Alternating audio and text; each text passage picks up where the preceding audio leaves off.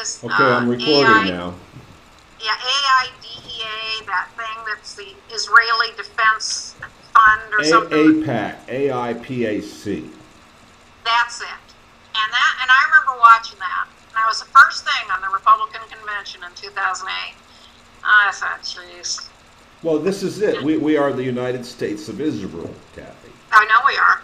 That's the big issue. Why are we so concerned with Israel and Syria? Our economy is a wreck. The only thing I can think of, because all three religions are fighting over it, is for control of Jerusalem, and that's all it seems to be about. So something happened in Jerusalem. No, it's about oil, and Iran has the number 3 reserves of oil. True. And they want it. They want it. They want it under the regime, the global tyranny of money. They want that for the global tyranny of money because money's worthless, and they know it. And so they have to have something to back it up, and that something is oil. Well, I don't know what to say. Well, I mean, this is happening on our watch, Cathy. And we're looking at CNN and some women who've been abused. It's like they know how to get us. They know how to get us. I think you're being a little too harsh on judging these women. They've been released. I'm not judging the women. I'm not judging the women. Today, just today. It's just today. But I'm telling you that this is pushed down on Google to technology about them being off the internet. That's Google.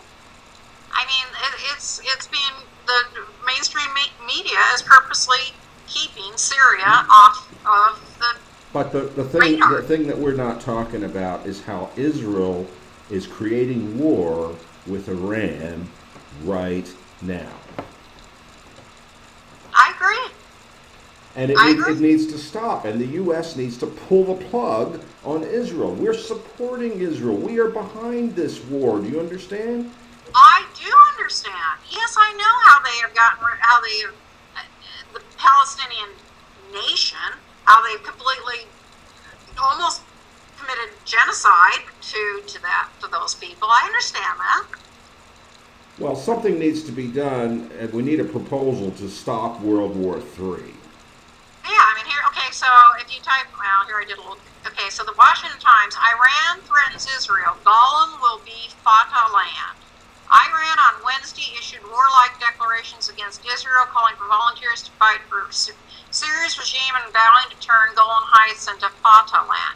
But how can Syria do anything while it's in the middle of this civil war, which Israel has obviously taken advantage of? Well, Israel has instigated the whole thing, probably. You know, there's a group of people in Syria who are fighting the government, and we, the United States government, is supporting that group of people, and it's those people who use sarin gas. I know. This is rotten to the core. This is not a little thing. This is huge.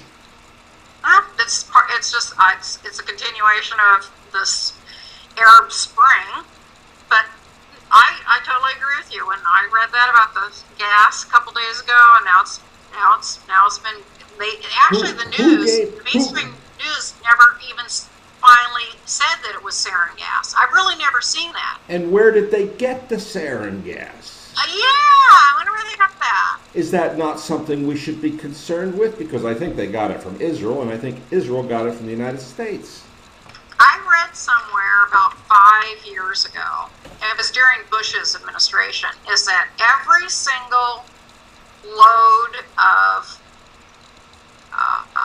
weaponry or whatever load that went into Afghanistan and Iraq for those 2 wars, they always stopped off in Israel and offloaded part of the load in Israel. Because we're supplying them with all this stuff. Israel is a terror state. Why is the United States supporting a terror state?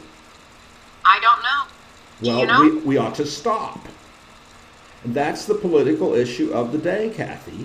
It's been that way, but that's been no. This has been under a topic of conversation for a long time, and it's one I just every time a presidential election comes up, and Israel starts being brought up in that stupid AIPAC thing or whatever it is.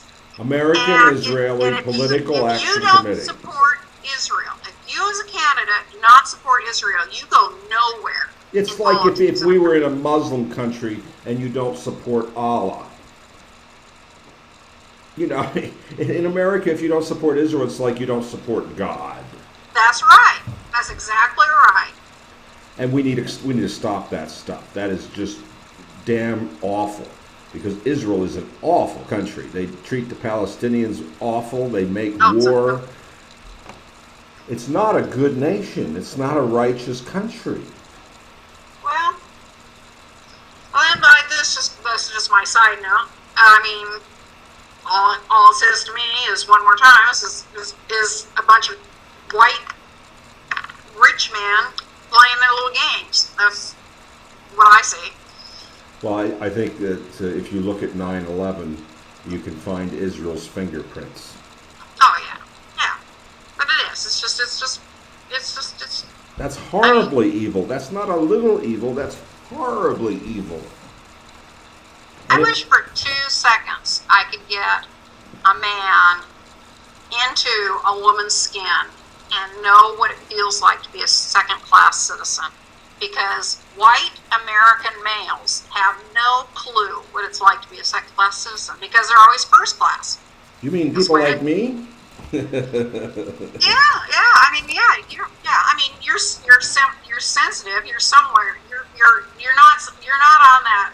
You've managed to, through your own personal work on yourself. I mean, you've managed to kind of be able to come off of that walk, but the world is controlled by rich white men. That's it. That's all there is to it. They aren't focused on virtue, Cathy.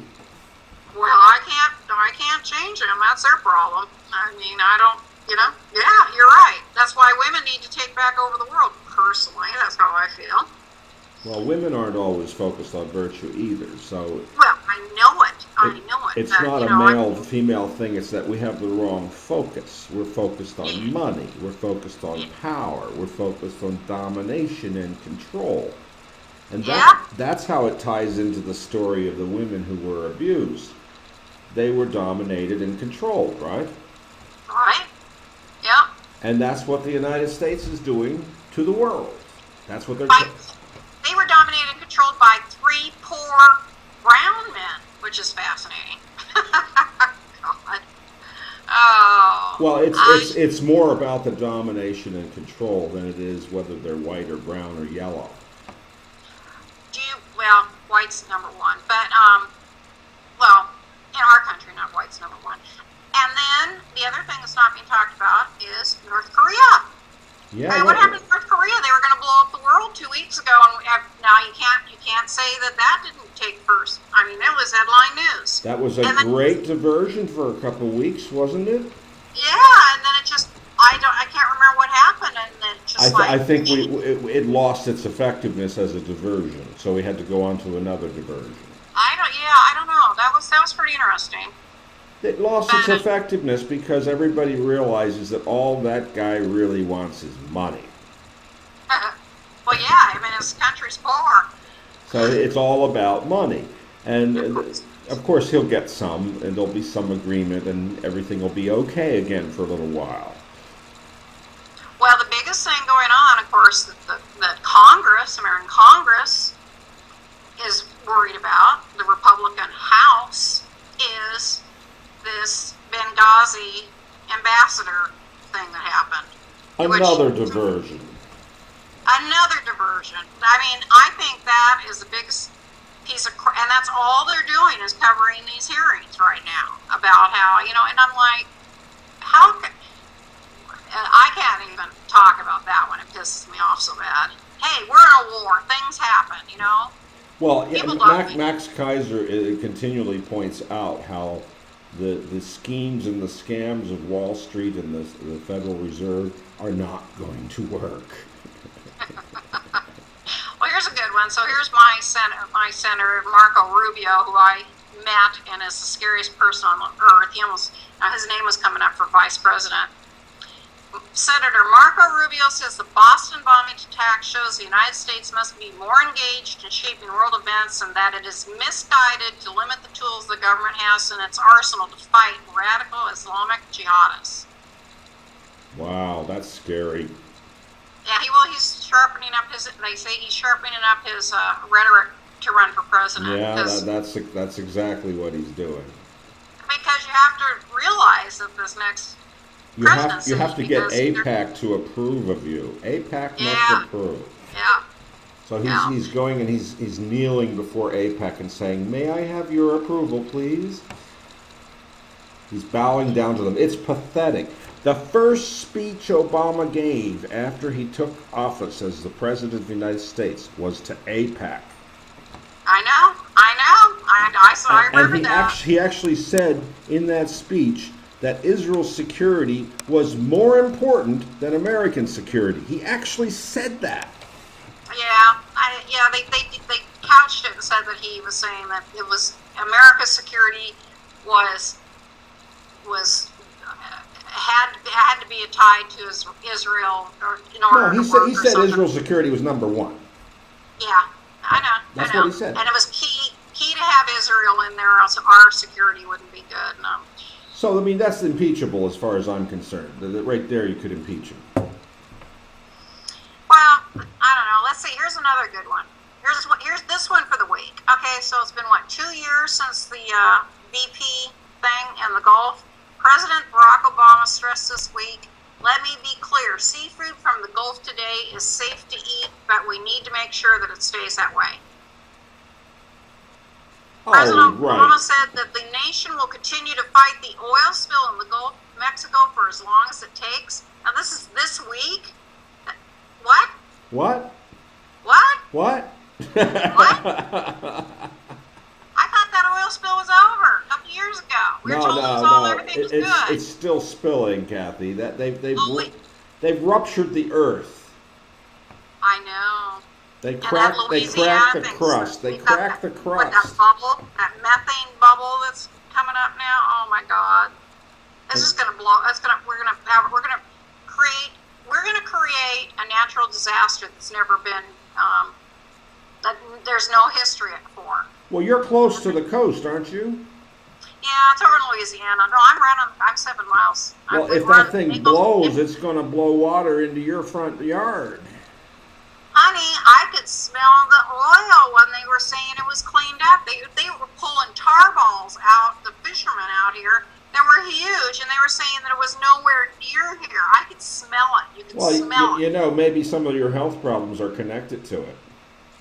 Oh, I won't have anything. No, I don't need any of this. I don't need any of the seafood from here. I don't have anything to do with it. But you breathe the air. You breathe the air. Oh, yeah, we'll breathe the air. And I was on the West Coast when Fukushima happened. I was in the Seattle area. So you got some dosage. Yeah, I know. What are you going to do? I mean, what are you going to do? Take your Zenergy. I'm doing that. How's it feel? I feel pretty good today. You look good. Thank you. I need to go take a shower, and yesterday I did not feel good yesterday, and I slept a lot. I was in bed most of the day yesterday. I didn't do very well, but well, that was funny because I was too. Well, and my husband was off yesterday, and he went golfing, and he had a terrible day. And it was a nice day, and he said he didn't know what was wrong with him. But then this morning he said that it was so strange for him to say that about that just everything feels off to him. Yeah, see, it feels off to me too. And I have 45 seconds left on this screencast. You want to summarize anything for us? I didn't know you were screening. I said something at one point. I didn't hear it. Well, I don't, whatever. Well, I'll put it up for you, and if you censor it, I'll take it down. But we got 25 seconds left. My point is that the versions keep coming. You have to always ask yourself, what am I not paying attention to because I'm paying attention to this issue? I think that Spencer the Bear is a diversion. I needed that. Thank you very, very much.